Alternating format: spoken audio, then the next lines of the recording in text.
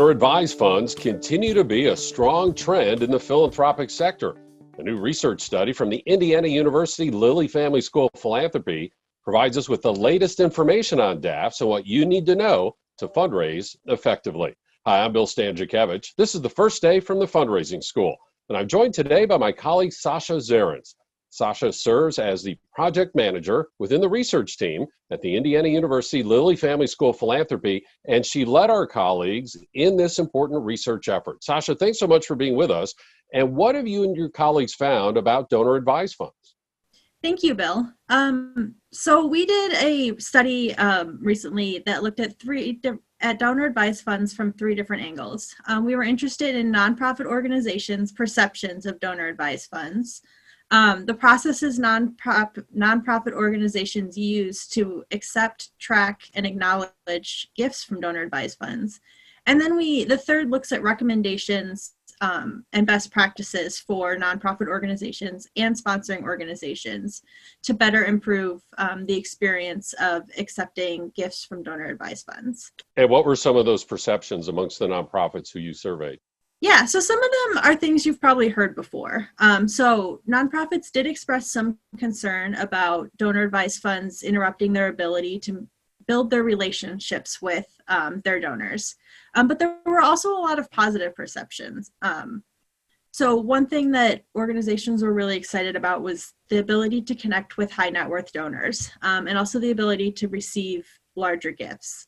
Those were kind of the two things that really stood out in the sort of perceptions that nonprofit organizations have.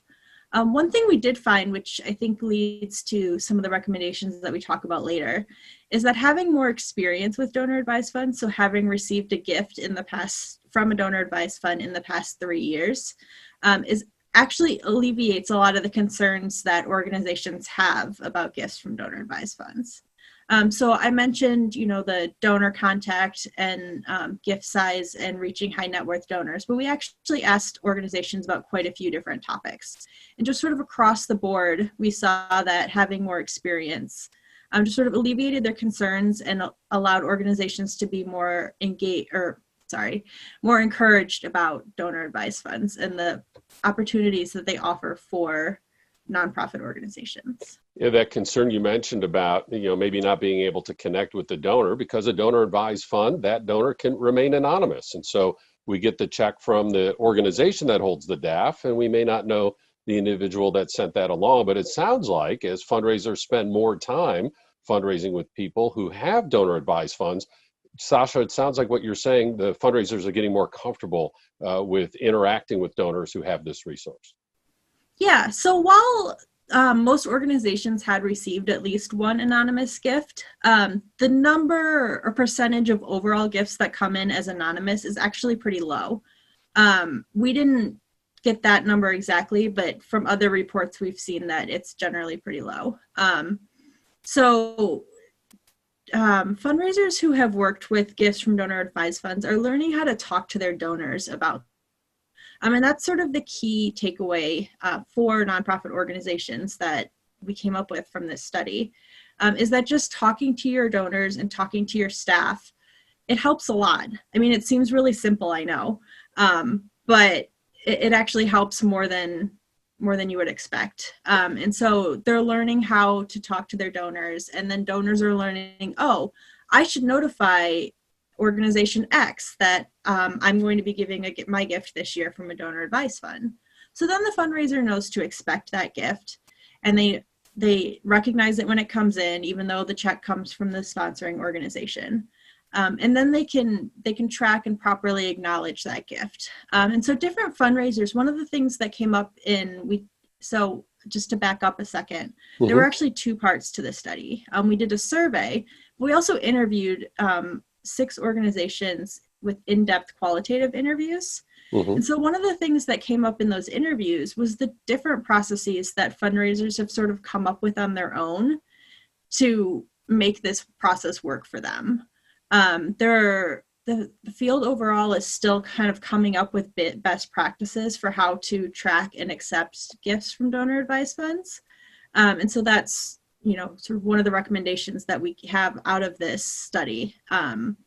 But fundraisers are learning how to do it on their own as well. And so they can share that information with each other, and they can also make the process better for their organizations and their donors. So donor advised funds have been around since we think at least the early 1930s, but have really grown significantly in the last 20 years, especially these donor advised funds held in the private wealth management sector, separate from those that are held by community foundations or other nonprofit organizations. And Sasha, this is the question we get all the time, and it sounds like this is the second category that you addressed, is what do I do? How do I do this? What are the techniques? And as you said at the beginning, this study helps shed some light on some of those techniques. What can you tell us? Yeah.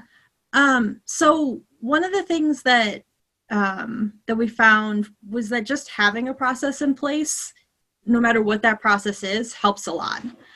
So many organizations in the survey, especially the smaller, newer organizations, were like, we don't even know what a donor advised fund is. We don't know what to do with this when it comes in. We don't know how to credit the donor or the sponsoring organization or what we do. But then organizations started to share that just sitting down and taking the time to come up with their own process, whatever that meant for them, really helped. So for example, one organization shared that, they took time and they went back through their records and coded all gifts from donor advised funds so that they were giving a soft credit to the donor and a hard credit to the sponsoring organization. And they noted that that helped them in so many different ways. It took a lot of time up front, but it made life so much easier for their fundraisers going forward. And it made life better for their donors because then they were able to properly acknowledge their donors. As you know, you don't want to send tax information to a donor who's given through a donor advised fund because they've already gotten the tax benefit when they donated that money to their fund. They don't get the tax benefit again. And so just having those clear processes made it easier. There are still some things, though, that organizations haven't figured out. A number of large organizations use direct mailing processing centers, and they still haven't figured out how to train the people who are working at those processing centers what to do when they receive a gift from a donor advised fund. And so that's still an open question in the sector is, how do we make this work better for us? How do we make this work better for everyone? And I think that is somewhere where even sponsoring organizations could step in and help. There's a lot, you mentioned the difference between donor advised funds held in community foundations and those held at like the large national sponsoring organizations. Mm-hmm. And that was something that came up a lot in our study too. The community foundations had a lot of personal touch. So fundraisers knew who to call if they had a question.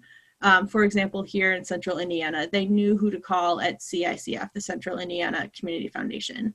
But if they got something from Schwab, all they had was, the phone number that they could call, but that directs them to a switchboard, and then they get sent through a number of processes. But on the other end, we know that those national sponsoring organizations do want to help. So there's more of a disconnect in sort of that communication that could easily be fixed. And so national sponsoring organizations and sponsoring organizations more generally have an opportunity here that they can step in and they can say, hey, this is how you get a hold of us. Hey, this is what you do when a check is sent to the wrong place. This is how you handled X, Y, or Z. And, that could be really helpful for nonprofit organizations. So we're talking about a new study about donor advised funds and what nonprofit organizations know, the practices that they're putting in place, and the questions that they still have. And Sasha let us know there are kind of three big categories. One is how nonprofits are still trying to develop relationships with individual donors who happen to hold these donor advised funds. Second of all, the techniques that they're putting in place, kind of inventing on the fly and trying to systematize that for themselves and that we can learn from each other. And then Sasha, you said there's this third category of recommendations, whether it's for the DAF holders, the sponsoring organizations, or perhaps for the fundraisers themselves. Can you give us a highlight of that third section? Yeah, so something I sort of led off with was our biggest recommendation was talk to your donors. So there's still a lot of misunderstanding about things you can do with gifts from donor advised funds. Billy, you've probably heard the question a lot. Can a donor fulfill a pledge with a gift from a donor advised fund? Can a donor, actually they can. And so that was clarified by the IRS a couple of years ago. Yeah, say more, because that used to not be allowed. Yeah. So there's a little bit of additional paperwork that has to be done. But if a donor knows that they want to fulfill a pledge that they've previously made with a gift from a donor advised fund, they can talk to the fundraiser that they work with at the organization, and it has to be put in as its own gift. The check from the donor advised fund can't actually mention the pledge itself. Okay. But it can be credited on the nonprofit organization's end as meeting that pledge legally. And so that's one of the things that the IRS clarified only a couple of years ago. But most organizations don't know that. You know, we got a lot of comments about, oh, we can't fulfill pledges. Oh, we don't know how to explain to donors that you can't fulfill pledges. But the reality is that you can. So that's just a perfect example of a lack of knowledge that's, you know, widespread across the sector. And so, but that's not the only one. I mean, another one that came up was membership organizations. You can't purchase anything that has a tangible benefit for the donor with a gift from a donor advised fund. So a lot of membership organizations offer, you know, like a pass to the zoo or a pass to the museum if you donate at a certain level. But if that gift comes from a donor advised fund, they can't give that membership out. And so that confuses donors a lot. And so this is really where we were recommending that, you know, communicating with your donors, but also training your staff so that everybody on your staff knows the answers to these questions and can then communicate with their donors that they work with. You know, it's not enough for the director of fundraising to know the answers to these questions. It's not enough for the executive director to be the only person that knows the answers to these questions. And so by having everybody on your staff be knowledgeable, you can then better help your donors. Information is the currency of philanthropy. And you know, folks, back in the day, charitable gifts were made just with money. Then credit cards came along and fundraisers had to learn and adapt. And then social media came along and fundraisers needed to learn and adapt. And now DAFs, even though they've been around for decades, have really emerged in these last 10 or 20 years much more prominently, especially as many folks are combining their philanthropic management with their overall financial management through these private wealth management organizations, banks, and other wealth management institutions. And as we've talked before on this podcast, donor advised funds can gain more prominence during economic downturns, such as we see during the world pandemic. Research from one of our alumni, two of our alumni actually, and there's a podcast in our archives that discusses this, shows that the amount of gifts and the dollar amount that is given and the percentage of portfolio from donor advised funds often goes up during times of economic downturn. So if that's your donor, make sure you're talking to your individual donors. Do they have a donor advised fund? And again, many of those DAF holders make larger contributions when the economy is struggling. Now, you can obtain this research study free of charge on our website, philanthropy.iupui.edu. Look across the top toolbar, find research. There'll be a drop-down menu, and you'll be able to find this research study. A couple spots over on that top toolbar, you'll see the words professional development. That's where you find the fundraising school, where we translate the research from the IU Lilly Family School of Philanthropy into practical, pragmatic action steps that you can take to strengthen your fundraising through 20 public courses. Some of them are now available in person, the rest available online, which you can attend also with a crisis response scholarship that reduces the cost by 50%. We also have custom training that we can bring right to your nonprofit, your association, your region. We have quarterly webinars and, of course, these free podcasts. And then again, is on the website at philanthropy.iupui.edu. With Sasha Zarins, I'm Bill Stanczykiewicz, and now you are now more fully informed on this first day from the Fundraising School.